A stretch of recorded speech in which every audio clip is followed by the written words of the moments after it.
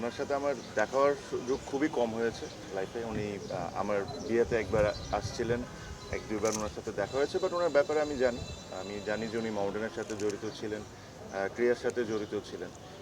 But তার চেয়ে বড় কথা হলো একজন ক্রীড়ামন্ত্রীও ছিলেন। তো উনি অসুস্থ, মাউন্টেন ক্লাব একটা দোয়া মাহফিলে আয়োজন করেছে। আমার কাছে মনে হয়েছে যে এখানে আসাটা ইম্পর্ট্যান্ট। আমি শিওর প্রত্যেকটা সবাই যারা ক্রিয়ার সাথে জড়িত আছে সবাই উনি যেরকম তাড়াতাড়ি সুস্থ হয়ে যাক, যেটা লোকমান ভাই বললো যে ওনার অবস্থান আগের চেয়ে অনেক বেটার। তো আমাদের সবার দোয়া ওনার প্রতি, ওনার পরিবারের প্রতি, এটাই আমরা এখান থেকে বসে করতে পারি। ঠিক ওই কারণেই আমার পার্টিসিপেট। না মডার্নের বিষয়ে যেটা, আমি যদি ক্লাবগুলোর কথা বলি, ধরেন মডার্ন একটা অনেক বড় ক্লাব বাংলাদেশের, তাদের কন্ট্রিবিউশন ইজ ইমেন্স। আপনি যদি চিন্তা করেন মাহবুব ভাই, লোকমান ভাই, ওনাদের মহাবরণ ক্লাবের সাথে ওনারা যখন জয়েন করেছেন আমার জন্মর আগে। বাট এই ক্লাবগুলো ধরেন না, মোহামেডান, আবনি, আরও যারা বড় বড় ক্লাব আছে, তাদের তো আমাদেরকে প্লেয়ারদেরকে বা এই যারা ক্রিকেট খেলে, ফুটবল খেলে, হকি খেলে, তাদেরকে দেওয়া ছাড়া আর কোনো কিছু পাওয়ার নেই। তাদের একটা জিনিসই আসা, ওটা হলো ট্রফি।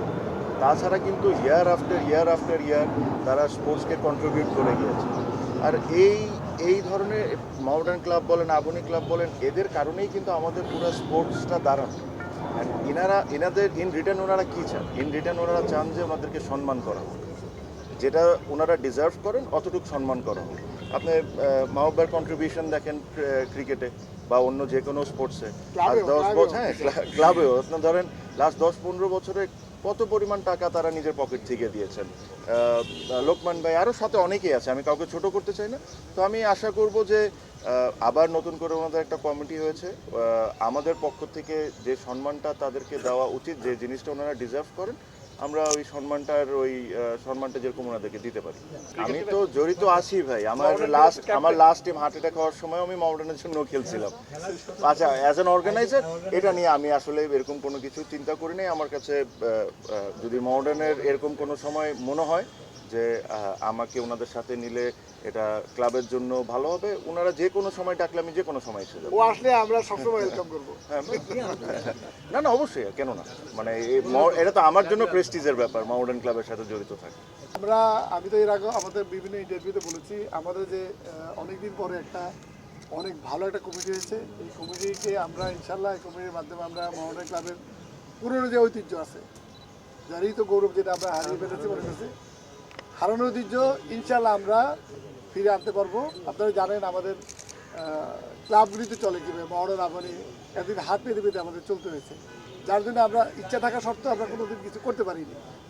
এখন ইনশাল্লাহ আমাদের যে এই বছর যে কমিটি হয়েছে, আমরা এবার নতুন যে কমিটি হয়েছে, কমিটি আমরা আশাবাদী সবাই, এখানে আমাদের মাহবুব, আমাদের বিভিন্ন প্রস্তাব ভাই আছে, পুরনো লোক, আমরা সবাইকে সম্মিলিতভাবে, সাবেক প্লেয়ার আছে, সাবেক সবাই আছে, সবাইকে নিয়ে আমরা মডার্ন ক্লাবকে আগের ঐতিহ্যে ফিরিয়ে নিতে চাই।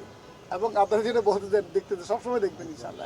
আমি ঈদের আগে আমরা যেদিন ইয়ে নিচ্ছি, তার 3 দিন পরে আমি প্লেয়ারদের পেমেন্ট করে দিই, যেটা আমরা চিন্তাই করেনি। 100% আমি কথা বলছি না। লোকাল প্লেয়ার যাদের ডিমান্ড ছিল পুরো টাকা আমি দিয়েছি, যে মডার্ন ক্লাবে ভবিষ্যতে কোনোদিনও আর কোনো ফান্ড নিয়ে কোনো সমস্যা হবে না। এটা আমি দৃঢ়ভাবে বলতে চাই। বোনাস থেকে আরম্ভ করে ওরা হ্যাপি না হলে সবাইকে বলতে, তাই না? এটা যে কোনো কারণে অন্য একটা বার্ডেন আমাদেরকে নিতে হয়েছে। অতীতে যে কিছু আমাদের কমিটি ছিল, ওরা কিছু মানে আমাদের জন্য রেখে গিয়েছে, এটা অস্বাভাবিক ব্যাপার, আমাদের পেমেন্ট করতে হয়েছে এদেরকে। তো এখন আর কোনো সমস্যা হবে না, যে কোনো কারণে হয়ে গেছে, হয়তো আর ভবিষ্যতে হবে না।